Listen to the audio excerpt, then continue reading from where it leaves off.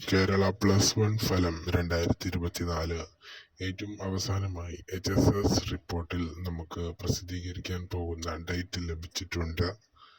2024 +1 result May മാസം അവസാനം പ്രസിദ്ധീകരിക്കാനാണ് സാധ്യത.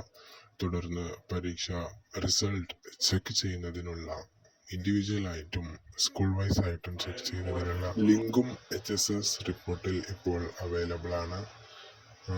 അപ്പോൾ എന്തായാലും മെയ് മാസം 28-ാം തീയതിക്ക് ശേഷം നമുക്ക് എപ്പോൾ വേണമെങ്കിലും റിസൾട്ട് പ്രതീക്ഷിക്കാം.